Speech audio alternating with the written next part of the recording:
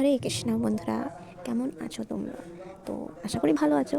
আজকে হলো আমার প্রথম দীক্ষা, হরিনাম দীক্ষা। তো সকাল সকাল চলে গেছি গীতা ভবনে, সেখানে আমাদের দীক্ষা হবে।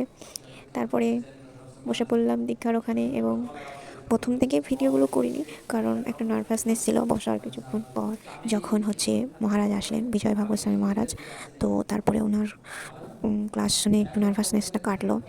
তারপরে উনি আমাদের দীক্ষার কিছু নিয়ম, তারপর শপথ গ্রহণ, তারপরে আরও যা যা রিচুয়াল সেগুলো করাচ্ছিলেন। যেহেতু গুরু মহারাজ এখন একটু অসুস্থ, তাই গুরু মহারাজের যে বাকি একটু আধটু কাজ যেগুলো, সেগুলো উনি করাচ্ছিলেন। তারপর উনি আমাদের একটা ক্লাস দিলেন।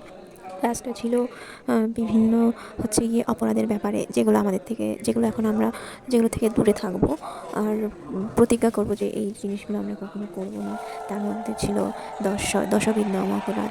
এগুলো দীক্ষা নিতে গেলে করতে হয়। তারপরে এবার আমাদের গুরুদেব আসবেন, তারপরে আমাদের দীক্ষা হবে।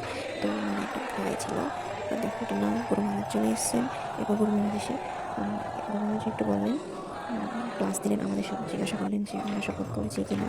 তারপরে আমরা সব কিছু মানে ওই নাম অপরাধ এগুলো জানি কি না, এসব জিজ্ঞাসা করলেন।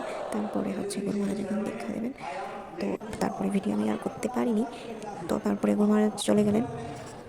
যাদের আমাদের সঙ্গে ব্রাহ্মণ দীক্ষার জন্য, মানে সেকেন্ড যে দীক্ষা, সেটার জন্য অনেক ভক্তরা ছিলেন। তো তাদের দীক্ষা তো ভেতরে হয়, সবার সামনে হবে না, ওটা একান্তে হয়। তারপরে আমরা বসে পড়লাম যজ্ঞে, তখন যজ্ঞ স্টার্ট হবে, আর তারপরেই আমাদের হয়ে যাবে দীক্ষা।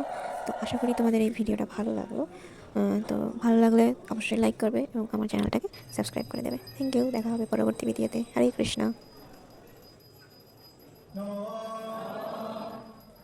विष्णुपादाय कृष्णपृष्ठाय